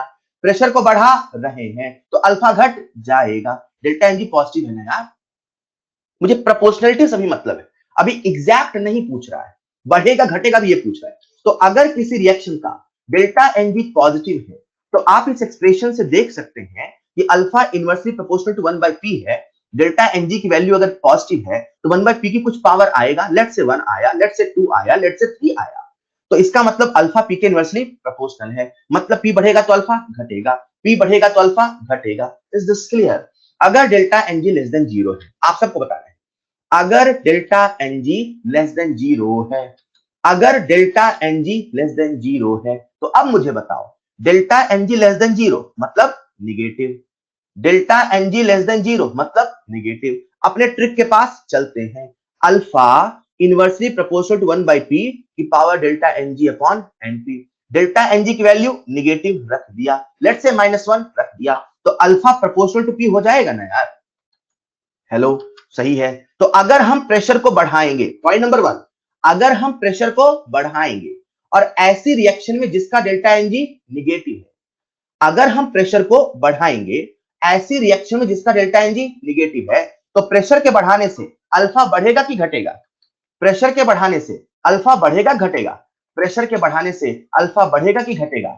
सर प्रेशर के बढ़ाने से अल्फा बढ़ जाएगा, अल्फा बढ़ जाएगा, डिग्री ऑफ डिसोसिएशन बढ़ जाएगा, रिएक्टेंट और टूटने लगेगा, रिएक्टेंट और टूटेगा तो प्रोडक्ट और बनेगा, रिएक्शन फॉरवर्ड डायरेक्शन में जाएगा।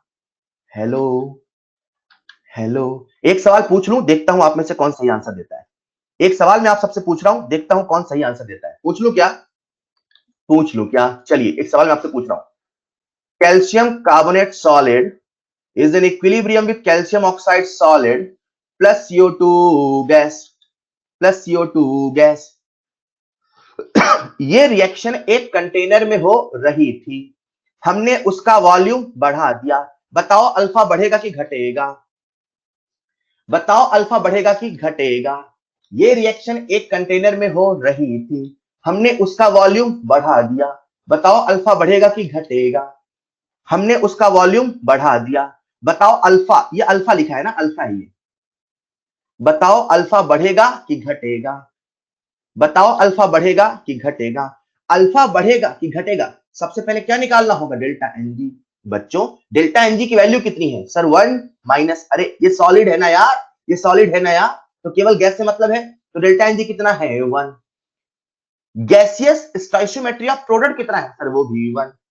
मतलब हमने आपको फॉर्मूला बताया, एक ट्रिक बताया, अल्फा प्रोपोर्शनल टू, ये अल्फा है, अल्फा प्रोपोर्शनल टू वी की power delta N G upon N P. अरे हाँ या ना? हाँ सर सही है। मतलब इस वाले रिएक्शन के लिए अल्फा प्रोपोर्शनल टू वी की पावर 1 अपॉन 1, मतलब अगर वॉल्यूम बढ़ाएंगे तो अल्फा बढ़ जाएगा, अगर वॉल्यूम बढ़ाएंगे तो अल्फा बढ़ जाएगा। क्या बात है, आप सीख गए? अगर वॉल्यूम बढ़ाएंगे तो अल्फा बढ़ जाएगा। मेरा अगला सवाल, अगर अगर प्रेशर को बढ़ाएंगे, अगर प्रेशर को बढ़ाएंगे तो अल्फा, अगर प्रेशर को बढ़ाएंगे तो अल्फा, अगर, क्या बात है, सबने सही जवाब दिया, अगर प्रेशर को बढ़ाएंगे, सबने सही जवाब दिया, शानदार जवाब। अगर प्रेशर को बढ़ाएंगे तो अल्फा घट जाएगा, अगर प्रेशर को बढ़ाएंगे तो अल्फा घट जाएगा। अब मैं एक ट्रिकी सवाल आपसे पूछ रहा हूं, पूछ लूं? अगर वॉल्यूम को घटाएंगे तो रिएक्शन फॉरवर्ड जाएगी कि बैकवर्ड जाएगी? अगर वॉल्यूम को घटाएंगे, सोच के जवाब देना, अगर इस रिएक्शन में वॉल्यूम को घटाएंगे तो रिएक्शन फॉरवर्ड जाएगी कि बैकवर्ड जाएगी? अगर वॉल्यूम को घटाएंगे तो रिएक्शन फॉरवर्ड जाएगी कि बैकवर्ड जाएगी?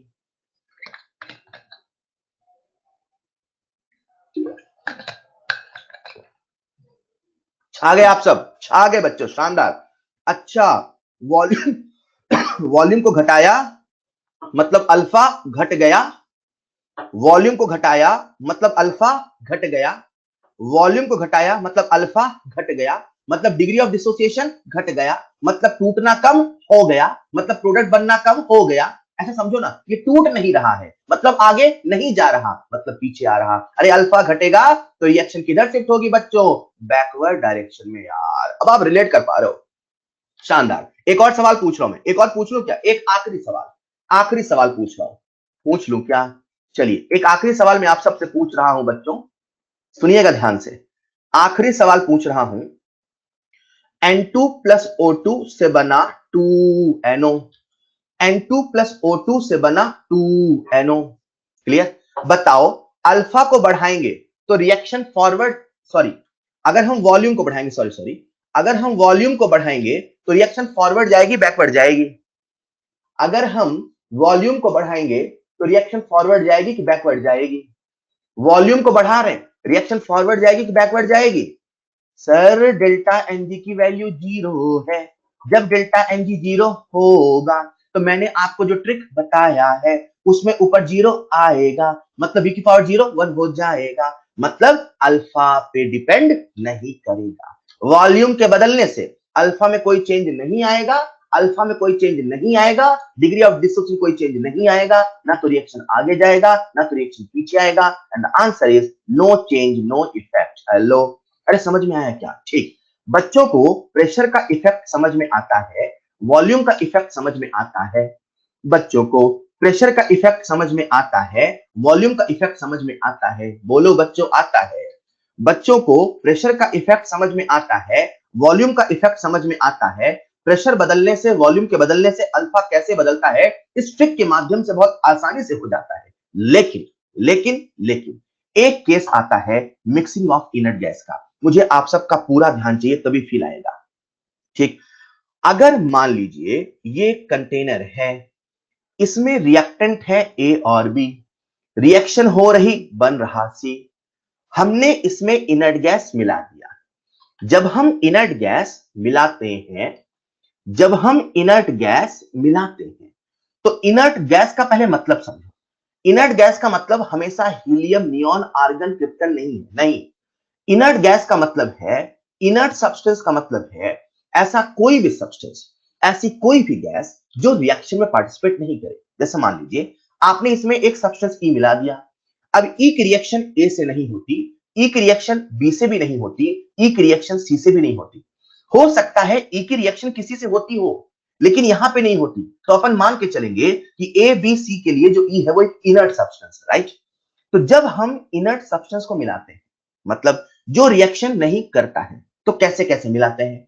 अब आप ये जो इनर्ट सब्सटेंस को मिला रहे हो, तो हो सकता है जब आपने इसमें मिलाया तो ये जो कंटेनर है ना, इसका एक्सपांशन हो जाए, मतलब जो कंटेनर जहां रिएक्शन हो रही वो बलून जैसा कंटेनर है। तो जब आप इनर्ट गैस को मिलाओगे, मतलब कोई तीसरा सब्सटेंस मिलाओगे, तो हो सकता है इसका वॉल्यूम बढ़ जाए। तो इसको ऐसे इमेजिन करो कि बलून है, गुब्बारा है, उसमें आप इनर्ट गैस मिला रहे हो, तो जितना जितना गैस आ रहा गुब्बारा उतना उतना फैल रहा।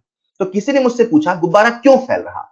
गुब्बारा इसलिए फैल रहा, इसलिए फूल रहा, क्योंकि जो गैस आपने उसमें मिलाई है उसके आने से अंदर मॉलिक्यूल ज्यादा हो रहे हैं, जिससे प्रेशर बढ़ रहा था, प्रेशर ना बढ़ने पाए इसीलिए वो फूल गया।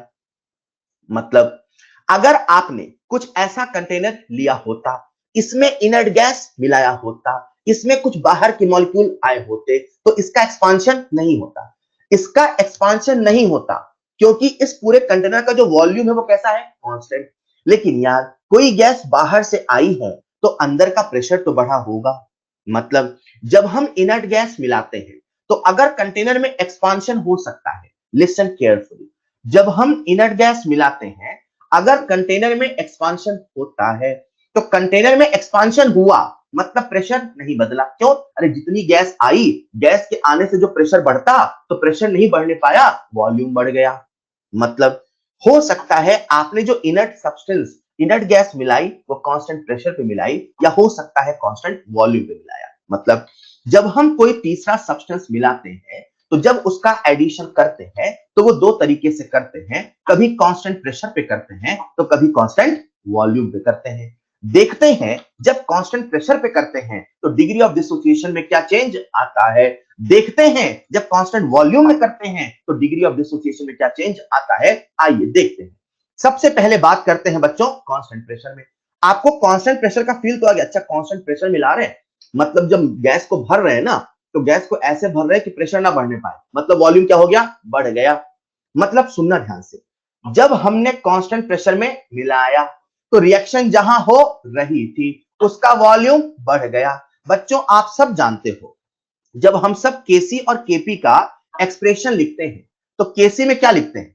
Concentration of product upon concentration of reactant. अरे बोलो ना, जब हम लोग केसी का एक्सप्रेशन लिखते हैं क्या लिखते हैं? कंसंट्रेशन। और कंसंट्रेशन क्या होता है? N by V. मतलब जब कांस्टेंट प्रेशर में ऐड किया तो वॉल्यूम बदल गया, तो कंसंट्रेशन तो बदलेगा। सवाल हमसे पूछ रहा अल्फा कैसे बदलेगा, सवाल हमसे नहीं पूछ रहा कंसंट्रेशन कैसे बदलेगा। मैंने तो कहा जब कांस्टेंट प्रेशर में इनर्ट गैस को मिलाओगे तो वॉल्यूम बढ़ जाएगा, वॉल्यूम के बढ़ने से क्या अल्फा बदलता है? सर अभी तो बताया था, अल्फा प्रोपोर्शनल टू वी की power delta N G upon N P होता है। मतलब अगर किसी रिएक्शन के लिए delta N G is equal to 0 है, आपने उसमें इनर्ट गैस कांस्टेंट प्रेशर पे मिलाया, मतलब वॉल्यूम को बढ़ाया, पर डेल्टा एन जी 0 है तो अल्फा में कोई चेंज नहीं आएगा। अगर delta N G greater than 0 है, मतलब v की पावर समथिंग पॉजिटिव है, मतलब v के बढ़ने से अल्फा बढ़ जाएगा, मतलब कांस्टेंट प्रेशर में अगर इनर्ट गैस मिलाया जाएगा, रिएक्शन का delta N G greater than 0 है तो अल्फा बढ़ जाएगा। जैसा कुछ देर पहले करते थे वैसा ही होगा। अगर मान लीजिए किसी रिएक्शन में delta N G less than 0 है, अच्छा delta N G less than 0 है, मतलब alpha is proportional to v की power something negative, alpha is proportional to v की पावर कोई नेगेटिव ना यार, मतलब अल्फा और v इनवर्सली प्रोपोर्शनल, अल्फा और v इनवर्सली प्रोपोर्शनल। मतलब जब आप कांस्टेंट प्रेशर में इनर्ट गैस को मिलाओगे, कांस्टेंट प्रेशर में इनर्ट गैस को मिलाओगे तो alpha volume inversely proportional, delta N G less than 0 case में तो वॉल्यूम बढ़ेगा तो अल्फा घटेगा, वॉल्यूम बढ़ेगा तो अल्फा घटेगा। हेलो, क्या आपको कांस्टेंट प्रेशर समझ में आया? अरे यार सर कांस्टेंट प्रेशर तो बिल्कुल वॉल्यूम से रिलेट हो गया। जी हाँ सर, कांस्टेंट प्रेशर में जब हम इनर्ट गैस को ऐड करते हैं, कहने का मतलब क्या है? कहने का मतलब है कि आपने प्रेशर को कांस्टेंट रखा है लेकिन वॉल्यूम को बढ़ा दिया है। सर प्रेशर को कांस्टेंट रखा है, वॉल्यूम को बढ़ा दिया तो क्या अल्फा चेंज होगा? कुछ रिएक्शंस के लिए चेंज होगा, कुछ के लिए चेंज नहीं होगा। सर किन के लिए चेंज नहीं होगा? जिनके लिए टाइम की वैल्यू 0 है। किसके लिए चेंज होगा? जिसके लिए टाइम ग्रेटर देन 0 है, लेस देन 0 है। कैसे चेंज होगा? अरे ट्रिक बताया तो था यार, अल्फा प्रोपोर्शनल टू v की power delta N G upon N P. Sir constant pressure पे मिलाया, ये तो समझ में आया, जब कांस्टेंट वॉल्यूम में मिलाया तो क्या चेंज आया? Listen carefully. अब जो हम इनर्ट गैस ऐड कर रहे हैं वो कांस्टेंट वॉल्यूम में ऐड कर रहे हैं, ठीक है। सबसे पहले मैं आपको इसका फील बताऊंगा और फिर मैं आपको इसका सेकंड पॉइंट पे मैथमेटिकल प्रूफ बताऊंगा। मुझे आपका पूरा ध्यान चाहिए, सुन रहे हो क्या? सबसे पहले मैं आपको इसका फील बताऊंगा और फिर आपको इसका मैथमेटिकल प्रूफ बताऊंगा। सबसे पहले फील बताता हूं। मान लीजिए आपने ये कंटेनर है, देख, अरे ये कंटेनर ले लो आप, ये कंटेनर है, ये जो कंटेनर है, इस कंटेनर में आपने इनर्ट गैस भरा, इसके अंदर कुछ रिएक्शन हो रही, आपने क्या भरा? Inert gas. जितनी गैस भरनी है भर लो भाई, इसका एक्सपांशन नहीं होने वाला, इसका एक्सपांशन नहीं होने वाला। मतलब कांस्टेंट वॉल्यूम का मतलब है कि आप अंदर जो गैस भर रहे हो वो बस अंदर जा रही है, उससे कोई एक्सपांशन या कंप्रेशन नहीं हो रहा है। तो इमेजिन करिए ये कंटेनर है, ठीक है बच्चों सुनना, ये कंटेनर है, इस कंटेनर में पहले ए और बी थे, ये ए है, ये ए है, ए से बी बन रहा है, लेट्स से ए और बी है। आपने इस कंटेनर के अंदर एक दूसरी गैस मिला दी, एक तीसरी गैस मिला दी जो कि इनर्ट गैस है, ये उस गैस के मॉलिक्यूल है। अब ये उस गैस के मॉलिक्यूल तो है, ये मॉलिक्यूल अंदर आ गए, पर ना तो वो ए को डिस्टर्ब कर रहे हैं ना तो वो बी को डिस्टर्ब कर रहे हैं। सर वो ए को डिस्टर्ब क्यों नहीं कर रहे हैं? सर क्योंकि वो जो आया है वो इनर्ट है, अगर वो रिएक्शन करता तो वो इनर्ट नहीं होता ना यार, वो रिएक्शन नहीं कर रहा, वो पार्टिसिपेट नहीं कर रहा, वो टकरा तो रहा है आपस में, इन दोनों के मॉलिक्यूल टकराएंगे तो सही, पर कोई रिएक्शन नहीं हो रही। मतलब ऐसा हुआ कि जब इनर्ट गैस को मिलाया, तो ना तो ए का मोल बदला, ना तो बी का मोल बदला, ना तो ए का कंसंट्रेशन बदला, ना तो बी का कंसंट्रेशन बदला, ना तो ए का पार्शियल प्रेशर बदला, हेलो, ना तो बी का पार्शियल प्रेशर बदला। मैं भी मैथमेटिकल प्रूफ करके बताऊंगा। जब आपने इनर्ट गैस को मिलाया तो ना तो ए का कुछ बदला, ना तो बी का कुछ बदला, ना तो पार्शियल प्रेशर बदला, ना तो कंसंट्रेशन बदला। अरे जब कुछ नहीं बदला तो ये कुछ ऐसा है कि ए और बी की रिएक्शन हो रही थी, कुछ तीसरा आके देख रहा है, अच्छा तुम लोग रिएक्शन कर रहे हो, अरे देखते रहना यार। जब वो कुछ कर ही नहीं रहा है तो क्या अल्फा में चेंज आएगा? नहीं आएगा। इसे और एक एग्जांपल से समझिए बच्चों। मान लीजिए आपके कुछ दोस्त हैं, टोटल 10 दोस्त हैं, मान लीजिए 10 में से 5 दोस्त हैं और 5 दो दूसरे दोस्त हैं, वो दोनों आपस में दुश्मन है, मतलब 5 आपके दोस्त हैं और जो बाकी 5 हैं इन 5 से उनकी दुश्मनी है। टोटल कितने हुए? 10। तो 5 जो है वो आपस में दोस्त हैं, ये 5 जो है ये इन 5 के दुश्मन है और ये आपस में दोस्त है। ये 10 के 10 एक डब्बे के अंदर थे। ये 10 के 10 एक डब्बे के अंदर है। चलो छोड़ो, ये 10 के 10 एक लिफ्ट के अंदर है। किसमें है? एक लिफ्ट में। लिफ्ट में 10 है, 5 दोस्त हैं, 5 आपस में दोस्त हैं पर दोनों आपस में दुश्मन हैं। लिफ्ट के अंदर 10 के 10 बंद थे तो दोनों आपस में लड़ाई झगड़ा करेंगे। लड़ाई झगड़ा का मतलब हुआ डिसोसिएशन, का मतलब हुआ रिएक्शन, राइट? अब क्या हो रहा है कि इसी लिफ्ट में, लिफ्ट का वॉल्यूम क्या है? पिक्सल लिफ्ट काफी बड़ी है मान लो। अब आपने क्या किया कि इसी लिफ्ट में खूब सारे पिलोज, तकिए डाल दिए। क्या डाल दिए? तकिए। बहुत सारे तकिए डाल दिए, मतलब इतने तकिए डाल दिए कि हर बंदे के बीच में तकिया है, आपस में तकिया है, हर जगह तकिया है। तो मैंने आपसे एक सवाल पूछा कि जब आप लिफ्ट के अंदर खूब सारे तकिए डाल दोगे, खूब सारे तकिए, तो जब तकिए डालोगे तो क्या वो 5 दोस्त और ये 5 दोस्त आपस में जो दुश्मन है, क्या ये 10 के 10 लड़ाई झगड़ा छोड़ देंगे? नहीं, लड़ाई झगड़ा नहीं छोड़ेंगे। उनकी झगड़ने की प्रवृत्ति पहले थी, वो अब भी रहेगी। उनकी रिएक्शन करने की प्रवृत्ति पहले थी, वो अब भी रहेगी। हाँ, ये जो आपने बीच में पिलोज फिट किया, ये जो आपने बीच में तकिया फिट किया, उस तकिए के आने से, लिसन केयरफुली, उस तकिए के आने से लड़ाई झगड़ा कम नहीं होगा, उस तकिए के आने से नुकसान नहीं होगा, डिसोसिएशन नहीं होगा, टूट फूट नहीं होगी, डिसोसिएशन नहीं होगा। कहने का मतलब है, एक बच्चा कह रहा है सर हम अपने आप को लेके सोच रहे हैं सर कम हो जाएगी, कम नहीं होगी। उनकी लड़ाई झगड़े की प्रवृत्ति वही रहेगी, लेकिन डिसोसिएशन नहीं होगा। मतलब उनकी जो प्रवृत्ति है वही रहेगी, रिएक्शन होने की प्रवृत्ति वो रहेगी, लड़ाई झगड़ा करने की प्रवृत्ति वो तो रहेगी, लेकिन जितना टूट फूट होना था वो नहीं होगा। कहने का मतलब यह है फील मेथड से, लिसन केयरफुली, फील मेथड बता रहा हूं। जब हम कांस्टेंट वॉल्यूम पे इनर्ट गैस को ऐड करेंगे, तो कांस्टेंट वॉल्यूम पे इनर्ट गैस को ऐड करने से अगर डेल्टा एनजी की वैल्यू 0 है तो अल्फा में कोई चेंज नहीं आएगा। डेल्टा एनजी ग्रेटर देन 0 है तो भी अल्फा में कोई चेंज नहीं आएगा। लेस देन 0 है तो भी अल्फा में कोई चेंज नहीं आएगा। अल्फा में कोई चेंज नहीं आएगा, हमारा फील कहता है तीसरे के आने से ना तो ए में कोई चेंज हुआ ना तो बी में कोई चेंज हुआ। जब आपस में कुछ चेंज नहीं हुआ तो अल्फा कहां से चेंज होगा? मतलब जब हम प्रेशर को या वॉल्यूम को बदलते थे तो कहीं ना कहीं कंसंट्रेशन बदल जाता था, और क्योंकि कंसंट्रेशन बदलता था इसीलिए रिएक्शन कभी फॉरवर्ड जाता था तो कभी बैकवर्ड आता था, इसीलिए अल्फा कभी घटता था तो कभी बढ़ता था। अरे जब हमने इनर्ट गैस को मिलाया तो ना तो प्रेशर बदला ना तो वॉल्यूम बदला। जब प्रेशर नहीं बदला, वॉल्यूम नहीं बदला, कंसंट्रेशन नहीं बदला, कुछ नहीं बदला, ना तो किसी से रिएक्शन हुई ना कुछ हुआ, मतलब जो जैसा चल रहा था वैसा ही चलता रहेगा।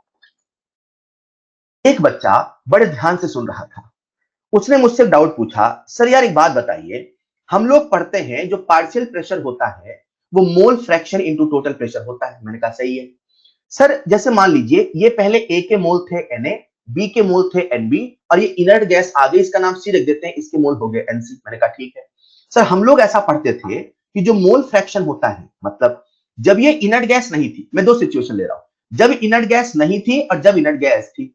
जब इनर्ट गैस नहीं थी मतलब एब्सेंस ऑफ इनर्ट गैस, बच्चों आपका ध्यान चाहिए, एब्सेंस ऑफ इनर्ट गैस, और एक केस ले रहा हूं मैं प्रेजेंस ऑफ इनर्ट गैस। सुन रहे हो क्या?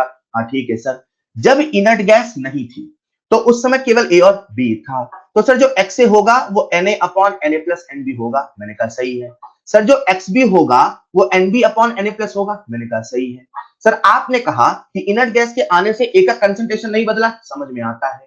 आपने कहा इनर्ट गैस के आने से बी का कंसंट्रेशन नहीं बदला, समझ में आता है। सर ए और बी का पार्शियल प्रेशर तो बदलेगा। मैंने कहा नहीं बदलेगा सर। क्यों नहीं बदलेगा सर? मोल आएंगे तो बदलेगा ना। कैसे बदलेगा? नहीं बदलेगा, लिसन केयरफुली। क्या बोला मैंने? ए की mole fraction Na upon Nb, B के mole fraction Nb upon Na plus Nb। सही बात है सर। जब इनर्ट गैस आ गई तो ए का जो मोल फ्रैक्शन होगा वो क्या होगा? Na upon Na plus Nb plus Nc। जो बी का मोल फ्रैक्शन है क्या होगा? Na upon Na plus Nb plus Nc। Hello, अब ये जो रिएक्शन है, जब आप इसका Kp का एक्सप्रेशन लिखोगे यार, तो आप वो तो partial pressure of B upon partial pressure of A ही लिखोगे। ये तो सब लोग मानते हैं। इनर्ट गैस आई के बाद आप पार्शियल इसका जब Kp का एक्सप्रेशन लिखोगे तो Kp के एक्सप्रेशन में partial pressure of B upon partial pressure of A ही तो आएगा, इनर्ट गैस का पार्शियल प्रेशर नहीं आएगा। हाँ बात सही है सर। जब इनर्ट गैस नहीं थी, लिसन केयरफुली, जब इनर्ट गैस नहीं थी उस समय अंदर का जो टोटल प्रेशर था, कौन सा प्रेशर? टोटल प्रेशर, मतलब पी टोटल बराबर, आप सब जानते हैं पीवी बराबर एनआरटी होता है। यहां पे कितने मोल है? Na प्लस एनबी, तो पी टोटल होगा Na plus NB into R T upon V. Hello, सही बात है सर। तो जब आप इसका पार्शियल प्रेशर निकालोगे, क्या निकालोगे? Partial pressure. तो मैं ए का पार्शियल प्रेशर निकाला तो कैसे लिखूंगा?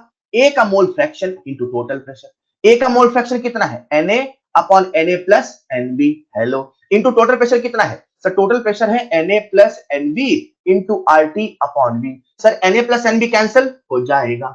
उसी प्रकार से जब पार्शियल प्रेशर ऑफ बी लिखोगे तो क्या लिखोगे sir? NB upon Na plus NB into Na plus NB upon V into R T. Na plus NB cancel हो जाएगा। ये ए का पार्शियल प्रेशर है और ये बी का पार्शियल प्रेशर है। जब इनर्ट गैस नहीं मिलाया तो कितना था? Na into R T upon V. ये कितना था? NB into R T upon B. अब यहां आ जाओ, आपने इनर्ट गैस मिला दिया। अरे जब इनर्ट गैस मिलाओगे तो मोल फ्रैक्शन बदलेगा। अरे मोल फ्रैक्शन बदलेगा, टोटल प्रेशर भी तो बदलेगा। सर कैसे? जब इनर्ट गैस को मिला दोगे तो टोटल प्रेशर कितना हो जाएगा? इसी फॉर्मूले से, इसी फॉर्मूले से। अब ए भी है, बी भी है और सी भी है, तो क्या होगा बच्चों? टोटल प्रेशर क्या होगा? Na plus NB plus NC into R T upon V. Hello, सही बात है सर। अब जब नया पार्शियल प्रेशर लिखोगे तो कैसे लिखोगे बच्चों? दिख रहा है ना सबको? Na upon Na plus NB plus NC into Na plus NB plus NC upon V into R T. ये कैंसिल फिर से हो जाएगा। जो ए का पार्शियल प्रेशर आएगा वो Na upon V into R T ही तो आया था। पहले कितना पार्शियल प्रेशर था sir? Na upon V into R T. बाद में कितना पार्शियल प्रेशर है? Na upon V into R T. पहले कितना बी का प्रेशर था? तो जितना पहले था उतना बाद में। लिसन केयरफुली, जब हम इनर्ट गैस को मिलाते हैं, थैंक यू अभिषेक बेटा, जब हम इनर्ट गैस को मिलाते हैं, मैं फिर से रिपीट कर रहा हूं, सबसे पहले फील, तो ऐसे फील करो, इनर्ट गैस को मिलाया, इनर्ट गैस आया, ना तो ए को कुछ किया ना तो बी को कुछ किया, वो तो देख रहा था, तुम दोनों रिएक्शन कर रहे हो तो करते रहो। जब ए पे कुछ फर्क ही नहीं पड़ रहा, जब बी पे कुछ फर्क ही नहीं पड़ रहा, तो जब ए और बी पे कोई फर्क नहीं है तो क्यों रिएक्शन आगे जाएगा, क्यों रिएक्शन पीछे आएगा? ये तो वो वाली बात है कि कंटेनर में रिएक्शन हो रही है और आप बाहर देख रहे हो, रिएक्शन कर रहा है तू, तो आपके देखने से रिएक्शन बोलेगी मैं आगे जा रही हूं पीछे, ऐसा थोड़ी होता है। फिर एक बच्चा मुझसे कहता है लेकिन सर जब हम इनर्ट गैस को मिलाते हैं तो इनर्ट गैस के मिलाने से पार्शियल प्रेशर तो बदलेगा। मैंने कहा नहीं बेटा, पार्शियल प्रेशर नहीं बदलेगा। सर कैसे नहीं बदलेगा? मैंने यही आपको पूरा समझाया कि इनर्ट गैस के मिलाने से कांस्टेंट वॉल्यूम पे ना तो कंसंट्रेशन बदलता है, ना तो पार्शियल प्रेशर बदलता है, ना तो मोल बदलता है। जब रिएक्शन में कुछ नहीं बदला तो ना तो रिएक्शन आगे जाएगा ना तो रिएक्शन पीछे आएगा, ना तो रिएक्शन आगे जाएगा ना तो रिएक्शन पीछे आएगा, ना तो अल्फा बढ़ेगा ना तो अल्फा घटेगा। तो एक बच्चा जिसको फील भी नहीं आया, जिसको मैथमेटिकल प्रूफ भी समझ में नहीं आया, उसने तो रट लिया। क्या? जब इनर्ट गैस को कांस्टेंट वॉल्यूम पे मिलाते हैं तो रिएक्शन चाहे कैसी भी हो अल्फा चेंज नहीं होता है। रिएक्शन कैसी भी हो अल्फा चेंज नहीं होता है।